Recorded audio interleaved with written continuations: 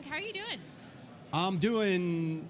I'm just tired because I've been doing a lot of traveling, but I want to tell everybody who's here, did everybody see Allie Beth on Jubilee? Wasn't she amazing? That's very sweet. No, I mean, it's true. Well, I called Frank the night before. I called Frank the night before, and I was like, I need some advice on how to handle this, and it was very helpful. She knew what to say anyway. Charlie gave her advice, too, before that. He did. So you represented Christ very well. Well, thank you very much. Mm-hmm. What is it like to be here this weekend without Charlie? As you know, it's more bitter than sweet, but I'm still amazed at how tpusa does this. Yeah. 3 months after their leader's been murdered, and then, of course, the memorial service was amazing. These people don't miss a beat no matter what happens. It's incredible. Because Charlie was so good at picking talent, which is why it's ludicrous that Candace Owens has suggested that tpusa has betrayed him. Mm-hmm. Ludicrous. And you've been very eloquent on this, by the way. Okay, so how do we push back against... It's just been such a discussion, such a debate, especially on the right. Like, what our role is if we feel like someone is making a false accusation or is pushing a theory that is just not founded in reality. What is our role as Christians to speak up against that? I think the same thing the Apostle Paul did. The Apostle Paul spoke up against false teachers and heresies. And it's interesting to me, Allie, that both Jesus and New Testament writers refer to Satan as a murderer, a liar, slanderer, and accuser. We had a murder, and then what did we have that followed it? Lies, accusations, and slander. Wow. This is spiritual warfare. Right. And right now, I don't know her motives, but Candace Owens is on the wrong side of this because she's slandering people, she's accusing people, she's lying. She said, "Oh, if Erica asked me to stop, I'll stop." She had to stop. She's still doing it.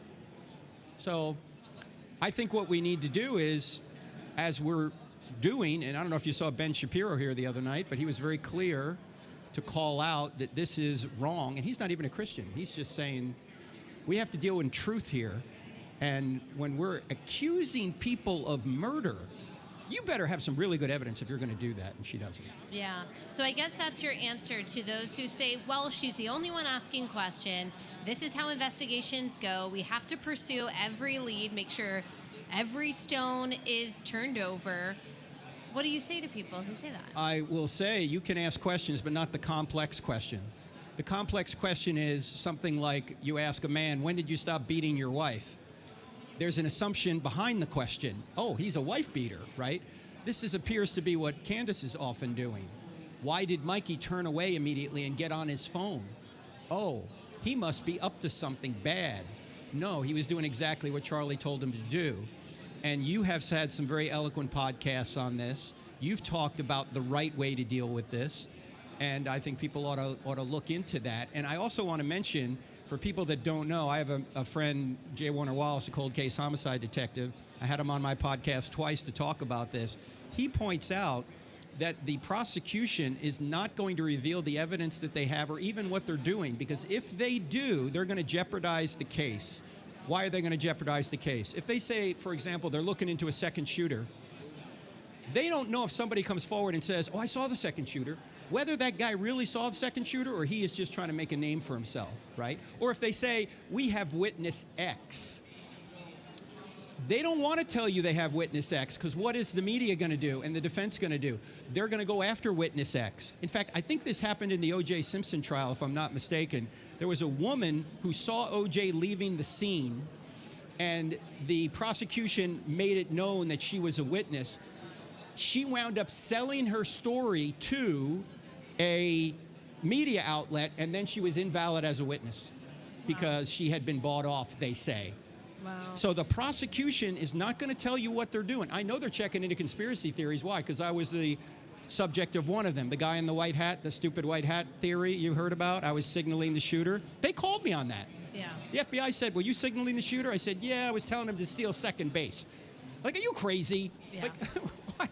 It makes no sense. You don't need to signal anyone. The guy knows who Charlie Kirk is. Yeah. He's the guy under the tent with the microphone. It's ridiculous, but people believe But it does go to show that, because a lot of people have said, why isn't the FBI doing this? Why aren't they asking this person?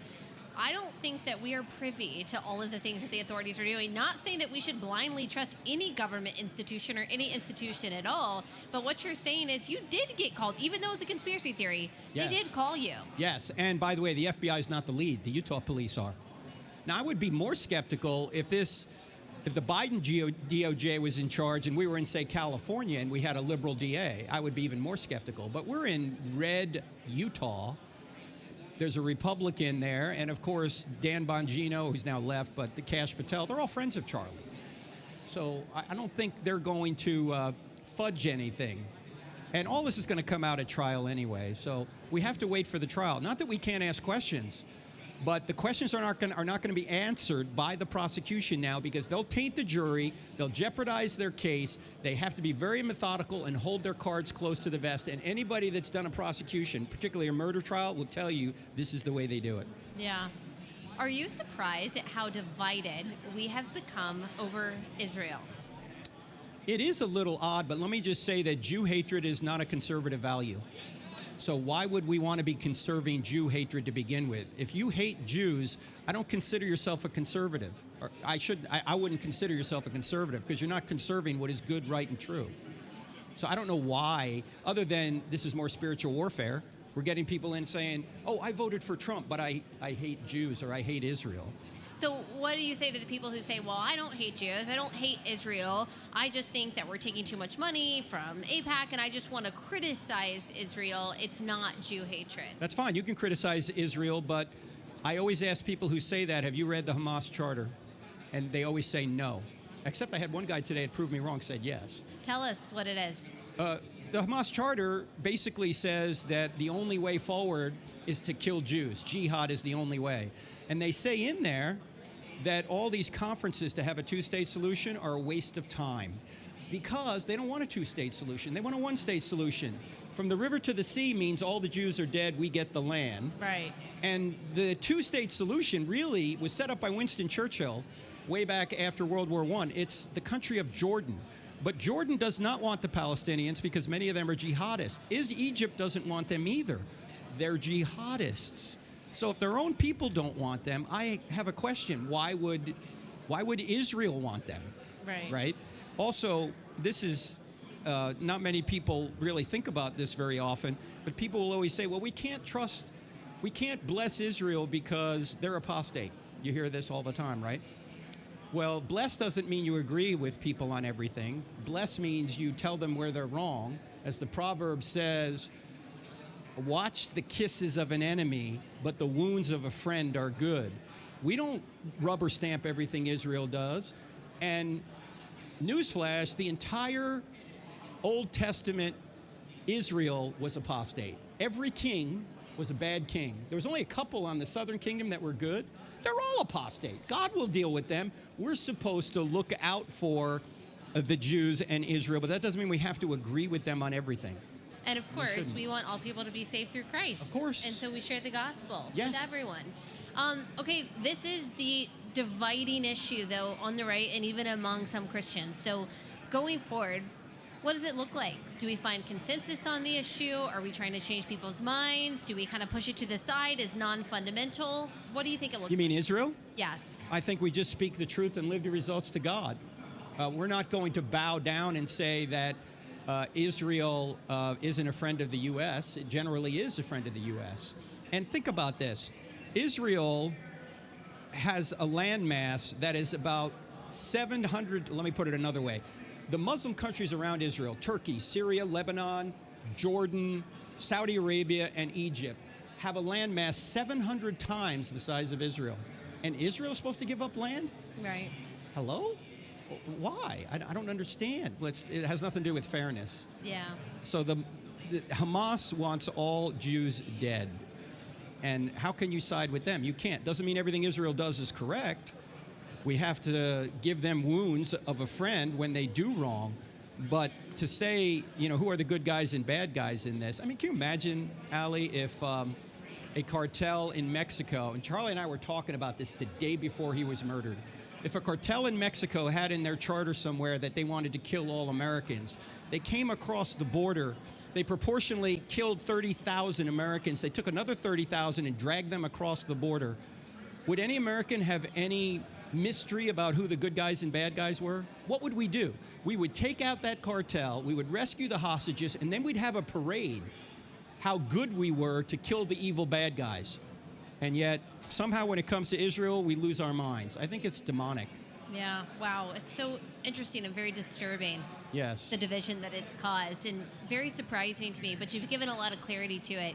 Can you just leave us with a message of hope? What's the most hopeful thing you can think of before Christmas? That we're saved by grace, not by works, that Jesus came into the world to take our punishment upon himself, and by trusting in him, we're not only forgiven, we're given his righteousness.